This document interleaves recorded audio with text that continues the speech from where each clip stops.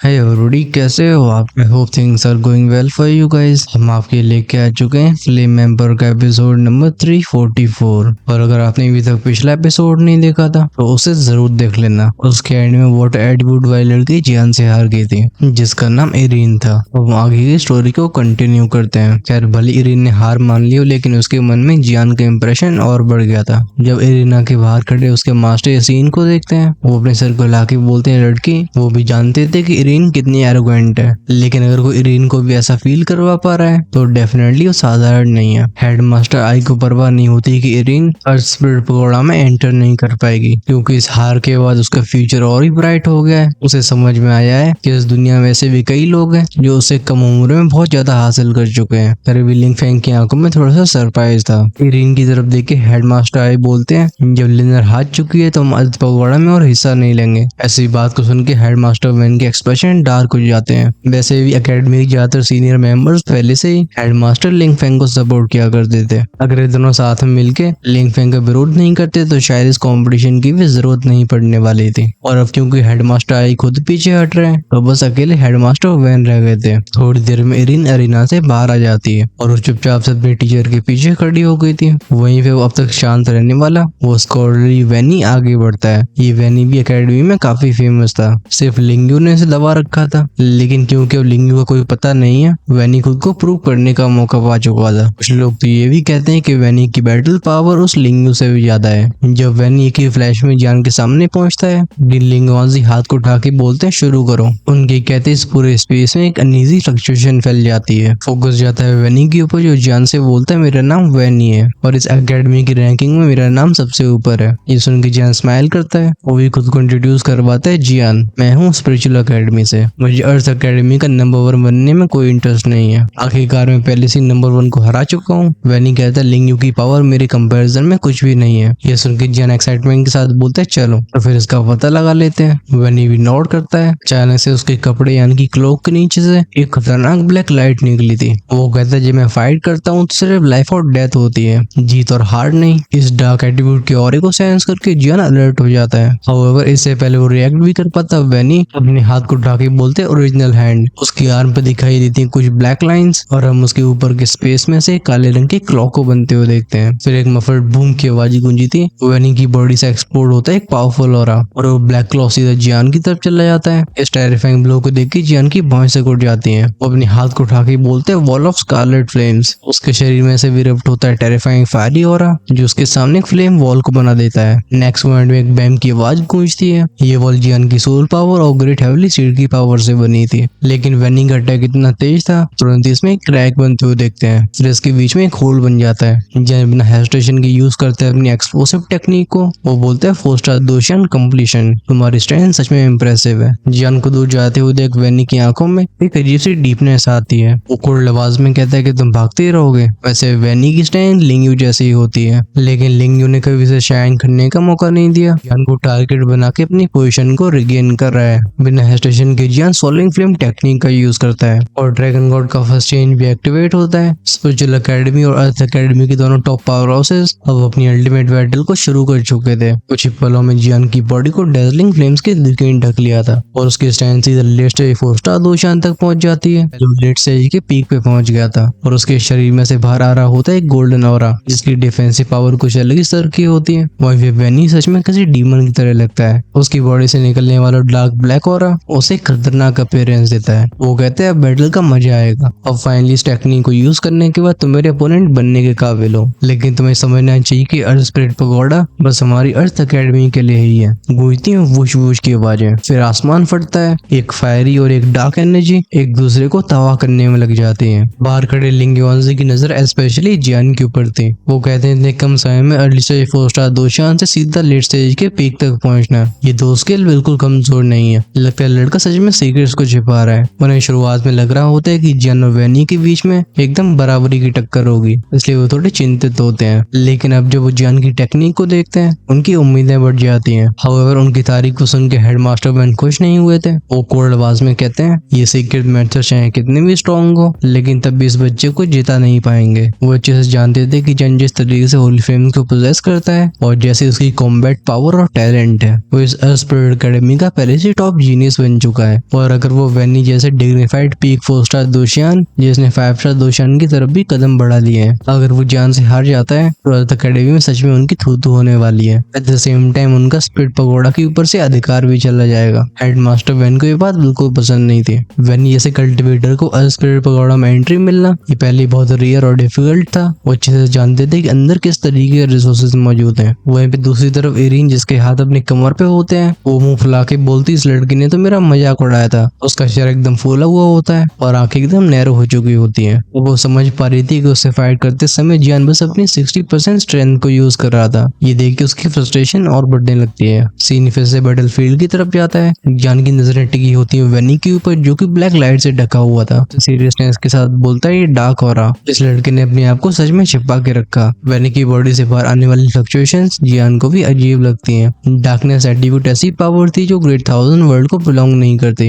इसका origin underworld से हुआ था क्योंकि 7 रियल्स और अंडरवर्ल्ड अलग है, इसलिए डार्क ऑरा बस उन्हीं के पास होता है जो अंडरवर्ल्ड से आते हैं। वैनी बाहर से वॉरेंट दिखता है लेकिन अंदर से बहुत कैलकुलेटिव था। खैर उसकी क्षमताओं के बारे में बता रहा था। वो जान से कोल्ड टोन में बोलते तुमने अपनी पूरी स्ट्रेंथ का यूज कर लिया तो चल इसके रिस्पेक्ट के तौर पे मैं भी तुम्हें फुल पावर दिखाता हूँ। अगर अब तुम हार भी जाते हो तुम तब भी स्पिरिचुअल एकेडमी के नंबर 1 कहलाने के लायक हो गए। हाउएवर मैंने कहा था कि अर्थ स्पिरिट पगोड़ा की क्वालिफिकेशन मुझसे कोई नहीं छीन सकता। जियान तुम भी क्वालिफाइड नहीं हो। जियान जो कि घिरा होता है फ्लेम से वो रिप्लाई करता है क्वालिफाइड नहीं हो। ये तो इस बैटल के बाद ही मालूम पड़ेगा। रिलीज होती है सी ऑफ क्रिम्सन फ्लेम्स। इन फ्लेम्स के अपीयर होती हवा बैंग बस की साउंड का ट्रेम्बल होती है। आसमान में सैलाब आता है। वर्ल्ड जलता हुआ दिखाई देता है लेकिन इस टेरिफाइंग फ्लेम वर्ल्ड के अंदर भी वैनी का डार्क ऑरा बिल्कुल अनअफेक्टेड था। वैनी बोलते तुम्हारी फ्लेम पावर सच में जबरदस्त है लेकिन मेरी डार्क एट्रीब्यूट के सामने इसकी एक नहीं चलने वाली। टेक्नी थी एस्केप ऑफ डार्कनेस। वैनी की जैसी आवाज गूंजती उसकी बॉडी अचानक से गायब हो जाती है। ऐसा होते ही फ्लेम्स अपने टारगेट को खो देती है। इसी पल जियान के कान में गई थी एक तेज क्रैश की साउंड। उसके फ्लेम के समुद्र के किनारे से एक बड़ी सी डार्क ऑरे की लहर फैल रही थी जैसे कोई सुनामी आ रही हो। ये पूरा स्पेस ही डार्क अवे से बदल जाता है। यह ना कोई आसमान था बस एंडलेस डार्कनेस फील होती है। हालांकि इसके अंदर जियान अपनी फ्लेम्स को इग्नाइट कर पा रहा था लेकिन अब इनकी रोशनी इतनी कम हो चुकी थी कि वो थोड़ी सी दूर भी ठीक से नहीं देख पाता। सो डिलॉर्ड उसे काम आवाज में बोलते हैं ये लड़का लगता है इसकी पावर डार्क किंग से जुड़ी हुई है। जियान पूछता है डार्क किंग। सो डिलॉर्ड उसे बताते हैं अंडरवर्ल्ड वो जगह है जहाँ पे अनडेड बीइंग्स रहा करते हैं। इंसान ही नहीं सोल बीस्ट और सुपरनेचुरल एंटिटीज भी जब किसी रीजन से हेल से रिजेक्ट हो जाती हैं तो ये अंडरवर्ल्ड पहुंचते हैं और ये बनते हैं अंडरवर्ल्ड आर्मी का हिस्सा। अंडरवर्ल्ड में तो सुप्रीम पावर्स हैं। एक है हेडीज किंग ऑफ अंडरवर्ल्ड और दूसरा है डार्क किंग। जियान खुद से बोलता है डार्क किंग और हेडीज क्या ये दोनों एक नहीं है और अगर ऐसा है तो इनमें से स्ट्रॉन्ग कौन सा है। सो डिलॉर्ड कहते हैं पता नहीं, यहाँ तक कि मुझे भी मालूम नहीं है कि दोनों अलग हैं या फिर एक बात तो क्लियर है कि इनकी पावर कम से कम 8 स्टार दोशियान की है और शायद वो रिइंकार्नेशन रियल्म तक पहुंच चुके हो। इसी वजह से अंडरवर्ल्ड ग्रेट 1000 वर्ल्ड के ज्यूरिसडिक्शन से बाहर है। और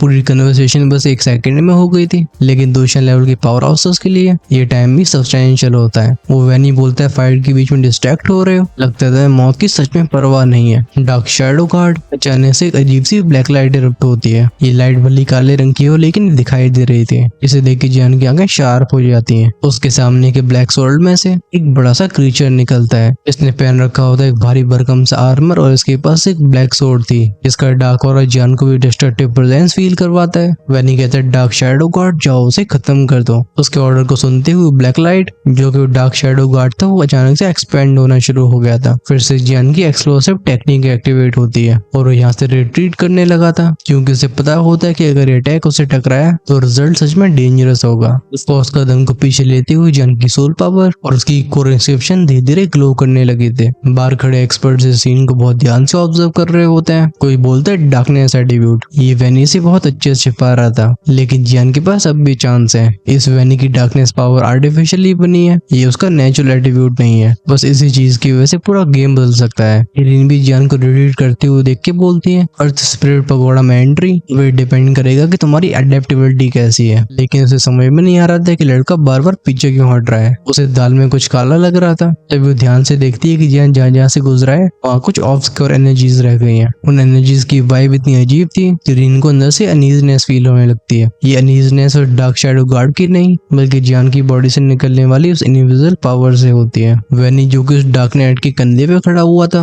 वो अपने हाथ को क्लेंच करके बोलता है डार्क शैडो गार्ड चाहे कितना ही पावरफुल हो लेकिन लेकिन जब तक अपोनेंट को पकड़ नहीं सकता इसका कोई फायदा नहीं है। और तो इसे समन करने से मेरी बहुत डार्क फोर्स कंज्यूम हो गई है। अगर डार्क फोर्स खत्म हो जाती है तो शायद मैं जियान का सामना नहीं कर पाऊंगा। वैनी के पास पहले से ही कोई एट्रीब्यूट नहीं था, लेकिन हेडमास्टर वैन ने एक स्पेशल पावर टेक्निक का यूज करके उसके अंदर डार्क सोर्स इंजेक्ट किया था, जिससे उसके शरीर में बनने लगता है डार्क एट्रीब्यूट। हालांकि इस एट्रीब्यूट के कई फायदे होते हैं, लेकिन ये उसकी सबसे बड़ी वीकनेस भी थी। आखिरकार ये था एक एक्वायर्ड डार्क एट्रीब्यूट, इसलिए हर बार फाइट करते समय उसे डार्क सोर्स को कंज्यूम करना पड़ता था, जिसे हासिल करना बिल्कुल भी आसान नहीं होता है। उस डार्कनेस सोर्स की शॉर्टेज की वजह से वैनी लिंग्यू से अब तक सप्रेस रहा था, लेकिन जब उसे मौका मिला कि अब उसके ऊपर कोई रोक टोक नहीं है और वो इस एकेडमी का सबसे बड़ा जीनियस बन सकता है, तो वो यहाँ पे बड़ा दाव खेलने के लिए तैयार हो जाता है। जियान की आंखों में होती है अजीब सी लाइट, वो हल्की आवाज में कहता है कम आउट, अचानक से हम चारों तरफ फैली हुई डार्कनेस को ट्विस्ट होते हुए देखते हैं। जगह जगह से लावा निकलने लगता है, फ्लेम्स क्रैश क्रैश की आवाज के साथ इरप्ट होती है। जैसे जियान की मेंटल स्ट्रेंथ फैलती है और साथ में फैलते हैं फॉर्मेशन पैटर्न्स। कुछ ही पलों में पूरा डार्क वर्ल्ड एक फ्लेम की दुनिया में तब्दील हो जाता है। वातावरण को ऐसे बदलते हुए देख वैनी बोलता है फॉर्मेशन समखना। वो फ्लेम पैटर्न्स बहुत जल्दी 40,000 के काउंट तक पहुंच गए थे। स्पेस में से बैंग बैंग की आवाजें गूंज रही होती है। जियान की आवाज गूंजती है, वो कहता है purgatory formation, purgatory dragon fury. View formation के बीच में खड़ा हुआ था, उसकी पूरी बॉडी को एक खतरनाक फ्लेम ने ढक रखा था। स्पेशली इस एरिया के कंट्रोल करते ही उस डार्क नाइट का ऑरा कमजोर होने लगता है। वो भले कोई नॉर्मल सा वॉरियर ना हो, लेकिन उसकी बस डार्क वर्ल्ड में चलती थी और जगहों पे वो कमजोर हो जाया करता था। वैनी अपने हाथ को घुमा के बोलता है गो बैक। हम तुरंत ही उस डार्क नाइट को यहाँ से गायब होते हुए देखते हैं। अचानक से उसके कानों में कई रो रो रो की आवाज आती है। फॉर्मेशन में अपीयर होता है एक मैसिव ड्रैगन जो करीब 100 मीटर लंबा होगा। इसकी मौजूदगी से स्पेस भी हिलने लगता है। जंग के सारे भी जैसे फ्लेम ड्रैगन लॉन्च हुआ था, हम उसे सीधा स्पेस को तोड़ते हुए वैनी के सामने अपीयर होते हुए देखते हैं। वैनी जो कि अब तक कोई मूव नहीं करता, लेकिन जैसे ही फ्लेम ड्रैगन उसके पास पहुंचता है गूंजने लगती है शुआ शुआ की साउंड। उसके करीब 10 मीटर के रेडियस में वो डार्कनेस और फ्लेम्स को एंटर नहीं करने देता। एट द सेम टाइम वैनी हाथ उठा के बोलता है डिस्ट्रॉय। कई डार्कनेस प्लेयर्स जो कि जिंदा क्रीचर्स लग रहे थे वो क्रैश क्रैश की आवाजों के साथ उस मैसिव ड्रैगन से टकरा जाते हैं। उसका फ्लेम और तुरंत करोड़ होने लगा था। जियान आंखें नैरो करता है, फिर वो सॉफ्ट आवाज में बोलता है स्पिरिट डिवॉरिंग ब्लड मॉन्यूमेंट। की बॉडी से रिलीज होती है एक ब्लडी सप्रेसिव एनर्जी। क्योंकि वैनी के पास ज्यादा एनर्जी नहीं बची थी, वो जियान से कहता है आखिरी अटैक। इस मोमेंट में उसकी आवाज काफी एंशिएंट सी लगती है, जैसे वैनी नहीं बल्कि और कोई बोल रहा हो। पहले से जियान को कोई परेशानी नहीं थी। फ्लेम मंत्र तेजी से सर्कुलेट होने लगा था, उसकी बॉडी से फ्लेम ओवरफ्लो करने लगती है। वैनी भी करने लगता है कुछ चैंटिंग, फिर जैसे वो कहता है डार्कनेस सैक्रिफाइस। ये पूरी फ्लेम फॉर्मेशन कांपी थी। एक अजीब ऑलमोस्ट डार्क इनविजिबल ऑरा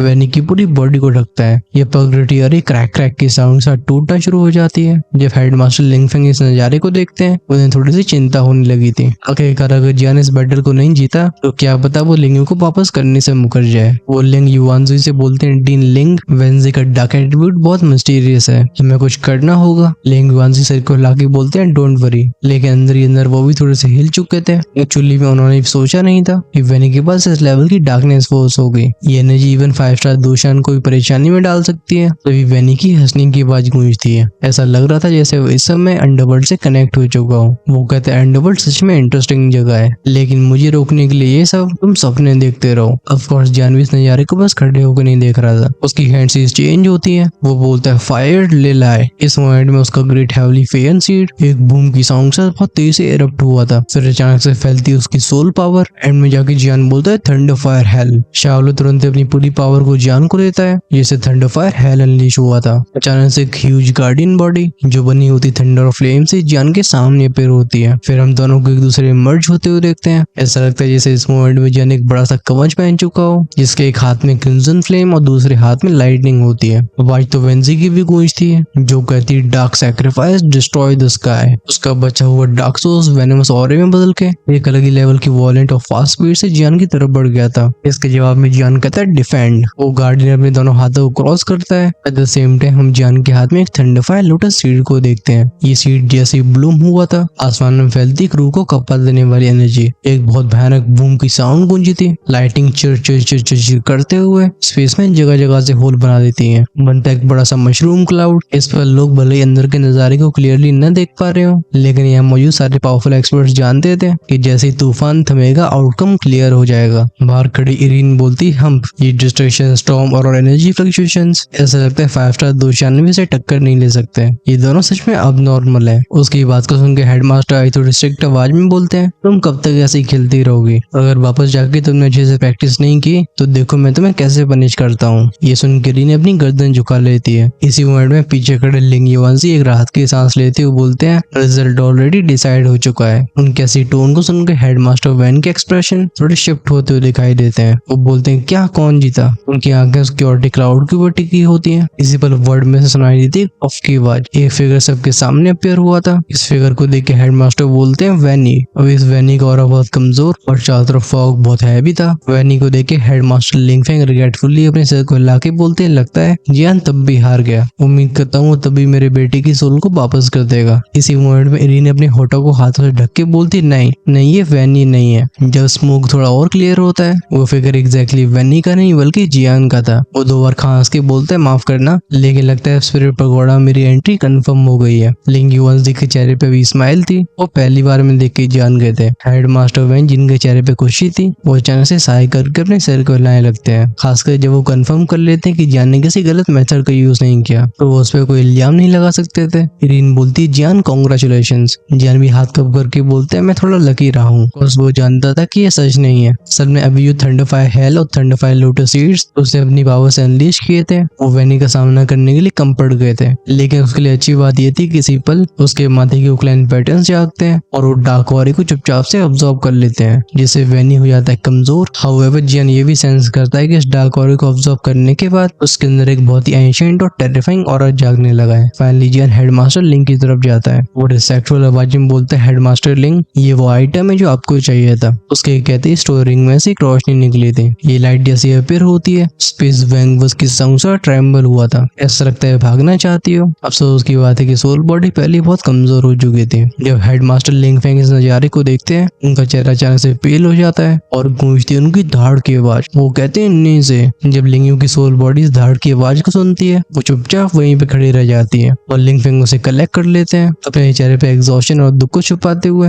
वो जियान की तरफ मुड़ के थैंक यू बोलते हैं। लिंगयू की सोल को वापस ले जाने के लिए उन्होंने एकेडमी की पॉलिटिक्स और कई कनेक्शंस का इस्तेमाल किया था, लेकिन लिंगफेंग को उसका कोई रिग्रेट नहीं होता है। तब विजय कंफ्यूजन से भरी आवाज में पूछता है, स्पिरिट पगोड़ा है क्या? ये वे शब्द सबके कान में गए थे। लोग जियान को बहुत अजीब अजीब नजरों से देखने लगते हैं। लिंग युवांशी अपने सिर को लाके बोलते, लड़के तू बिना कुछ सोचे समझे क्वेश्चन पूछता है। वेल, स्पिरिट पगोड़ा हमारा सबसे बड़ा ट्रेजर है। ये 5 फ्लोर्स वाला टावर योस एलिमेंट की एनर्जी से बना हुआ है। जब कोई इसके अंदर जाता है उसे अलग अलग स्पेस में टेलीपोर्ट कर दिया जाता है। जियान पूछता है, केओस सिस्टम? आगे रिप्लाई करते हैं हेडमास्टर आई। वो बताते हैं स्पिरिट पगोड़ा एक बहुत बड़ी अपॉर्चुनिटी है और ये टावर केओस सिस्टम से जुड़ा हुआ है, जिससे डिसेबल्स अनजानी जगहों पे जा पाते हैं। जब उन्हें हराना होता है कुछ गार्डियंस को और उन्हें कुछ सीक्रेट्स क्रैक करने होते हैं और उसके बदले में एक्स्ट्रा ऑर्डिनरी रिवॉर्ड्स मिलते हैं। जियान पूछता है, तो क्या मैं 5th फ्लोर में जा सकता हूँ? उसकी बात को सुन के सारे हेडमास्टर्स और डीन लिंग युवांशी हंसना शुरू कर देते हैं। उसे ऐसे देखते हैं जैसे कोई 3 साल के बच्चे को देखता है। डीन बताती है, जियान स्पिरिट पगोड़ा में एंटर करना ही बहुत रेयर है। जहाँ तक बात रही 4th और 5th फ्लोर की, वहाँ पहुंचने वाले बहुत कम लोग हुए हैं। इवन ऐसा कोई सेक मास्टर भी नहीं कर पाए। वहीं पे हेडमास्टर आई सीरियस आवाज में बोलते हैं, बच्चे अच्छी बात है कि तुम्हारे पास ऐसा करेज है, और हाँ क्यों नहीं, पर स्पिरिट पगोड़ा में कोई रिस्ट्रिक्शन नहीं है। अगर तुम्हारे पास सच में एबिलिटीज है तो 5th फ्लोर में जाना बिल्कुल पॉसिबल है। लिंग युवांशी मुस्कुराते बोलते हैं, और लाई सही कह रहे हैं। अगर तुम 5th फ्लोर तक पहुंचते हो तो आगे आने वाला हर प्रेशर हम संभाल लेंगे। वो भी देखना चाहते थे कि जियान आखिर क्या ही कर सकता है। जियान कहता है, अगर ऐसी बात है तो आप सबका धन्यवाद। अब चलो ज्यादा देर नहीं करनी चाहिए। सभी हेडमास्टर प्लीज मुझे वहां तक लेके चलिए। ये बोलते हुए उसकी आंखें फायरी हॉट हो गई थी और उसका ध्यान जाता है माउंटेन रेंज के बिल्कुल टॉप पे। क्या उस अर्थ स्पिरिट पगोड़ा के अंदर चीटू डिवाइन कब मौजूद होगा, और क्या वहाँ पे उसे शाओगुई के माता पिता से जुड़ा कोई राज मालूम पड़ेगा। अर्थ स्पिरिट पगोड़ा की जर्नी अब शुरू होने वाली थी। लोग जहाँ स्पिरिट पगोड़ा के बारे में सोच की तैयारियों में लग जाया करते थे, वही पे जब यहाँ खड़े हाई लेवल के मेंबर्स इस लड़के की आंखों में उस आग को देखते हैं, ये सब हंसना शुरू कर देते हैं। इन सबको अर्थ स्पिरिट पगोड़ा की प्रीशियसनेस अच्छे से पता होती है, लेकिन क्योंकि इन सबकी स्ट्रेंथ 5 स्टार 2 चांद से ऊपर जा चुकी थी,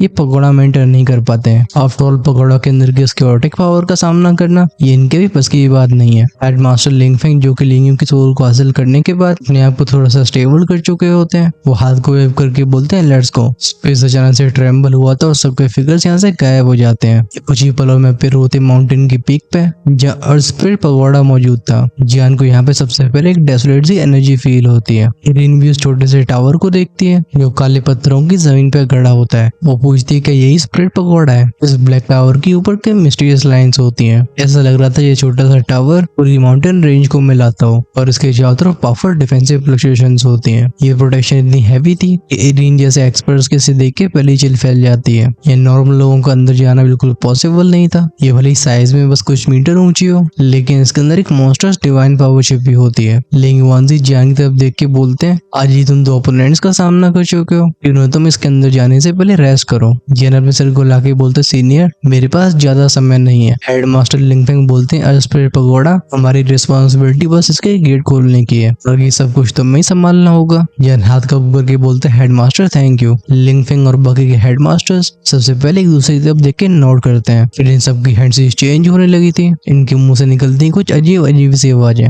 स्पेशली लिंगफेंग की बॉडी से सिल्वर स्नेक पैटर्न्स दिखने लगे थे। जैसे अपनी दोनों उंगलियों को सामने पॉइंट करते हैं, वुश की साउंड के साथ एक एनर्जी सामने शूट हुई थी। वो छोटा सा ब्लैक टावर जैसे से रिएक्ट करता है। एक बूम के साउंड से टेरिफाइंग फ्लक्चुएशन फैली थी। इस क्योटिक और इनविजिबल फोर्स को सेंस करके जियान तुरंत समझ जाता है कि ये है क्योटिक फ्लक्चुएशंस। पर कियोस नाम की जो चीज होती वो इतनी मिस्टीरियस थी जिसे सोल्जर लॉर्ड भी पूरी तरीके से समझ नहीं पाए थे। उससे लिंग युआन से जेंटल टोन में कहते हैं, जाओ लेकिन कोई जबरदस्ती मत करना। अगर तुम सिचुएशन को कंट्रोल न कर पाओ तो वापस आने में कोई दिक्कत नहीं है। उन शब्दों को सुनकर जियान वार्म फील करता है। नेक्स्ट मोमेंट में ट्रांसफॉर्म हो गया था एक रे ऑफ लाइट में, जो सीधा क्योटिक लाइट गेट के अंदर चली जाती है। गूंजती है कुछ वेंगोम ओम की आवाजें। अर्थ स्पिरिट पगोड़ा शांत हो गया था और उसके साथ गायब हो चुका होता है जियान का फिगर। इरिन कहती है, लड़का आखिर किस लेवल तक पहुंच पाएगा। खैर यही को सोच रहे थे हेडमास्टर्स भी। 4 स्टार दूषण अर्ली स्टेज होने के बाद भी जियान ने दो परफेक्शन लेवल के जीनियस को हरा दिया है। बदले में उसे अर्थ स्पिरिट पगोड़ा का गिफ्ट मिला है। हालांकि उसकी अब तक की परफॉर्मेंस उसकी काबिलियत साबित कर चुकी थी, लेकिन ये एक रियल टेस्ट था। लिंग वानजी बोलते हैं, चलो अब इस एकेडमी का ध्यान रखना, मुझे लग रहा है कुछ बड़ा होने वाला है। उम्मीद करता हूँ ये बस मेरी इमेजिनेशन हो। सीन शिफ्ट हुआ था। ये अर्थ स्पिरिट पगोड़ा के अंदर का मंजर था। जियान ने जैसे उसकी आउट लाइट गेट के अंदर इस पगोड़ा में एंट्री ली थी, एक टेरिफाइंग फोर्स उसकी बॉडी के ऊपर रिएक्ट करती है। उसके कानों में जाती कुछ बूमिंग आवाजें। वो चाहे कितनी कोशिश कर रहा हो, लेकिन बाइंडिंग फोर्स उसे बख्शती नहीं है। लेकिन अपने सोल परसेप्शन से फील कर पा रहा था कि वो किसी अजीब जगह पे पहुंच रहा है। इस मोमेंट में उसकी पूरी बॉडी को ढक रखा होता है सफेद रंग की मिस्ट ने और कुछ साफ दिखाई नहीं दे रहा था। जियान को अचानक से चिल फील होती है। वो बोलते हैं, जगह क्या है। तभी सोल्जर लॉर्ड धीरे से बोलते हैं, क्यों सिस्टम। ये वाकई अजीब चीज है। इस स्पेस चैनल के अंदर कई क्वालिटीज मौजूद हैं और कुछ ऐसे मिस्टीरियस पावर्स भी हैं जिन्हें मैं भी नहीं समझता। जियान अपने हाथों को चारों तरफ फैला के भी देखता है, लेकिन तब भी कुछ साफ नहीं था। गूंजती पफ की साउंड उसके शरीर को लाल रंग की फ्लेम्स ढक लेती हैं। जब शाबू शाबू के साउंड के साथ चारों तरफ ये वेव्स फैलती हैं, वो व्हाइट मिस्ट फाइनली जलना शुरू हो जाती है और उसे फाइनली इस जगह की रियल अपीयरेंस दिखाई दी थी। वो कहता है, ये अर्थ स्पिरिट पगोड़ा का पहला फ्लोर है। एक्चुअली मुझे इस पर जियान की फ्लेम फैलती है। एक मिस्टीरियस फोर्स तुरंत से निगलने की कोशिश करती है। इसी वक्त सोल्जर लॉर्ड बोलते हैं, घोस्ट सेमेट्री। जियान दोहराता है, घोस्ट सेमेट्री। वो पूरे एरिया को ध्यान से देखता है। ये इलाका पूरी तरह से बंजर और गोलाकार का होता है। कहीं भी कोई लाइफ दिखाई नहीं देती है, ना कोई आवाज सुनाई देती है। चारों ओर बस टूम्बस्टोन्स दिख रहे थे। साफ भाषा में बोले तो कब्रें, और उसके बीच में डरावनी फ्लक्चुएशंस आ रही होती हैं। जब वो उस एरिया की तरफ फोकस करता है, उसका ध्यान गया था एक लाल रंग के टूम्बस्टोन के ऊपर। ऐसा होते उसका पूरा शरीर कांपने लगता है और उसकी बॉडी में से उस पर चिलवेव अपने आप ही रिलीज होने लगती हैं, जैसे वो उसे प्रोटेक्ट करने की कोशिश कर रही हो। लेकिन एनर्जीज भी वॉलंटरी ट्रेम्बल हो रही थी, जबकि हमें समझना चाहिए कि जियान की सोल पहले से इमोर्टल लेवल तक पहुंच चुकी थी। और अगर उसे फियर महसूस हो रहा है तो साफ बात थी कि इस जगह पे कुछ ज्यादा ही डेंजरस चीज मौजूद है। उसे एक कहावत याद आ जाती है, जो थी कि खजाने और खतरे साथ में चलते हैं। यहाँ खजानों का मतलब है अपॉर्चुनिटीज। इस अर्थ स्पिरिट पगोड़ा के ऊपर ये रूल खास तौर पे अप्लाई हुआ करता था। थोड़ी देर बाद जियान एब्सेंट माइंडेडली पूछता है, टीचर ये घोस्ट सेमेट्री है क्या। सोल्जर लॉर्ड एक सॉफ्ट आवाज में बोलते हैं, मैं जानता नहीं था कि इस अर्थ स्पिरिट पगोड़ा का कियोस एलिमेंट इतना ज्यादा मिस्टीरियस होगा। इसने एक्चुअली में तुम्हें यहाँ पे भेज दिया है। इस घोस्ट सेमेट्री को घोस्ट वर्ल्ड की सबसे अजीब जगहों में से एक माना जाता है। साथ और रियम्स की हर एक रियल में मिस्टीरियस केव हेवन जैसी चीजें होती हैं। ये केव हेवन ब्लेसलैंड्स उन रियम से जुड़ी होती हैं जिनके अंदर बहुत पुराने सीक्रेट छिपे हुए हैं। इनके अलावा भी कई ऐसी जगह हैं जहाँ के खतरे और अपॉर्चुनिटीज उन केव हेवन ब्लेसलैंड से कम नहीं होते हैं। बच्चे इस घोस्ट सेमेट्री में भली बहुत सारे डेंजर्स मौजूद हैं, लेकिन ये पैराडाइज भी है। सोल्जर लॉर्ड आगे बढ़ के कहते हैं, क्योंकि मुझे याद है कि इस सेमेट्री में एक बहुत ही टेक्निकल घोस्ट मास्टर मौजूद है। वो एक सुप्रीम तो नहीं है, लेकिन उसका करंट लेवल अंडर नहीं किया जा सकता। उसकी पावर बेहद खतरनाक है। अगर तुम इसे हरा के कंट्रोल कर लेते हो तो तुम्हारी सोल पावर एक नए लेवल तक पहुंच जाएगी। क्या तुम्हें याद है जब हम पहले डीमन सप्रेशन प्रिजन के अंदर गए थे, हमें वो 3-eyed मॉन्स्टर मिला था जिसकी पावर को ऑब्जर्व करके तुमने अपनी सोल को इमोर्टल रियम तक पहुंचाया। उससे सिमिलर घोस्ट वर्ल्ड में और भी क्रिएचर्स मौजूद हैं। हालांकि बने होते सोल बॉडी से, लेकिन ये म्यूटेटेड फॉर्म होते हैं, इसलिए इनकी पावर्स भी मिस्टीरियस हो जाती हैं। यानी धीरे से अपने शरीर को लाके बोलता है चलो आगे चला जाए। वैंगबस की साउंड से उसकी बॉडी से पावरफुल स्पिरिचुअल ऑरा इरप्ट हुआ था जो यहाँ की तहकीकात करने की कोशिश करता है। इस कब्रिस्तान की जमीन काली होती और इसके अंदर एक अजीब सी पावर छिपी हुई थी। जन जैसे अपने कदमों को आगे बढ़ाता है उसे अनईजी फील हुआ था, मानो कोई वार्निंग दे रहा हो। जन खुद से बोलता है कब्रिस्तान, लगता है यहाँ पे दफन होने वाले पावर हाउसेस अपने समय पे काफी पावरफुल रहे होंगे। सवाल ये कि यहाँ पे दफन कैसे हुए। यह हर एक टूम्बस्टोन को बहुत ध्यान से बाईपास कर रहा था। वो जाके लेआउट को समझ नहीं पाता, इसलिए यहाँ पे सबसे समझदारी की बात यह है कि किसी भी टूम को डैमेज न किया जाए। हालांकि टूम कुछ मीटर चौड़ी होती है, लेकिन इनके ऊपर कुछ अजीब से शब्द लिखे हुए थे। तभी साइंस की आवाज के साथ यहाँ पे कुछ अजीब सी हवा चलने लगी थी और साथ में एक आवाज हे करके गूंजती है। यह तुरंत अलर्ट होकर स्पिरिचुअल स्टैंड को उस तरफ भेजता है। वो कहता है ये आवाज कैसी है। तभी उससे कुछ ही दूर के टूम्बस्टोन्स में से क्रैश क्रैश की आवाजों के साथ डार्क ग्रे एनर्जी इरप्ट होने लगी थी और इसका टारगेट होता है जियान। हालांकि इन एनर्जीज में इंडिविजुअल स्ट्रेंथ कम थी, लेकिन इनकी संख्या हजारों में होती है। ये कंबाइंड प्रेशर उसे भी शॉक कर देता है। इतनी सारी डार्क एनर्जीज को अपनी तरफ आते हुए देख जियान कहता है लगता है मेरी मुश्किलें बढ़ने वाली हैं। अच्छी बात है कि उसके साथ है सो लिटिल लॉर्ड, वो उसे दिलासा देती है तुम आगे बढ़ो, लगता है कोई इवेंट डिटेक्ट कर चुका है। बेटर हुआ कि हम जल्दी से घोस्ट किंग को खत्म करके अगले फ्लोर तक चले। मेरी परसेप्शन कह रही है कि वो चीटू सोल कप यहीं कहीं मौजूद है। लगता है बच्चे हमारी जर्नी आसान नहीं होने वाली। यानी नोट करके हैंडसीज चेंज की थी। अटैक का नाम था यू मिंगटी एंट्रेंस। स्पेस में वैंगोम की आवाज के साथ रिपल्स बनती है। एक पावरफुल स्पिरिचुअल वेव उन औरों को दूर भेज देती है। साथ में जो एनर्जीज पीछे से भी आ रही थी वो भी धीरे धीरे पीछे हटने लगी थी। सो लिटिल लॉर्ड कहते हैं चलो। नॉर्मल कब्बरों का ऑरा बहुत वीक था, इसलिए नेचुरल बात थी कि जियान की इमोर्टल लेवल की सोल पावर को फील करके ये अपने कदम पीछे ले लेंगे। हाउएवर इस सिमेट्री की ऊपर की ओर कुछ पावरफुल एंटिटीज जागने लगती हैं। जियान के कदम तेजी से आगे बढ़ते हैं। टूम्बस्टोन्स को बहुत ही चालाकी से पार करते हुए वो सिमेट्री के कोर के और भी करीब पहुंच जाता है। जहाँ मौजूद था वो रेड टूम्बस्टोन। उसकी परसेप्शन साफ बता रही थी रेड टूम्बस्टोन इस घोस्ट सिमेट्री में सबसे पावरफुल है, इसलिए उसे बहुत ही सावधान रहने की जरूरत थी। चलो हम भी जियान को डिस्टर्ब नहीं करते हैं, हम सीधे अगले एपिसोड को शुरू करेंगे वहां से जब वो टूम्बस्टोन के सामने पहुंच चुका होगा। पहले नेक्स्ट एपिसोड काफी ज्यादा इंटरेस्टिंग होगा और उसमें जियान की सोल पावर वॉइड ट्रैवल के मिडिल स्टेज तक पहुंचेगी। फिर वो स्पिरिट पगोड़ा के सेकंड फ्लोर में एंटर करेगा जहाँ में काफी बड़ा सरप्राइज मिलने वाला है। ऑनेस्टली मैं यहाँ पे मजाक नहीं कर रहा हूँ, इसलिए आप उसे बिल्कुल मिस नहीं कर सकते। इसलिए चैनल को सब्सक्राइब करके बेल आइकन के बटन को ऑन करके रखना। ऑफ कोर्स हमारे भाई को पता है कि आप में से कई लोगों से नेक्स्ट एपिसोड का इंतजार नहीं किया जा रहा होगा, तो चलो हम इस एपिसोड में रखते हैं एक लाइक टारगेट। अगर आप शाम तक 7000 लाइक्स को कंप्लीट कर देते हो तो मैं नेक्स्ट एपिसोड को आज शाम को अपलोड कर दूंगा। ऑफ कोर्स जिन्हें लाइक टारगेट की परवाह नहीं करनी है और वो तब भी शाम को एपिसोड देखना चाहते हैं वो ज्वाइन कर सकते हैं चैनल की मेंबरशिप को, जिसका बेस प्लान 29 रुपीज से शुरू होता है। बिल्कुल बेस लेवल पे भी अर्ली एक्सेस एपिसोड्स मिलते हैं। वहीं पे जो हमेशा रहना चाहते हैं 2 से 3 एपिसोड आके वो अपने लेवल्स को अपग्रेड कर सकते हैं इमोर्टल एम्पायर या उससे ऊपर। ये चॉइस है आपके हाथ में। हमारा मिलना नेक्स्ट पार्ट में होगा। और आज जाते जाते कमेंट करना मत भूलना। अगर एपिसोड में खामियां नहीं निकाल सकते हो तो कम से कम अपने भाई की थोड़ी सी तारीफ ही कर दो।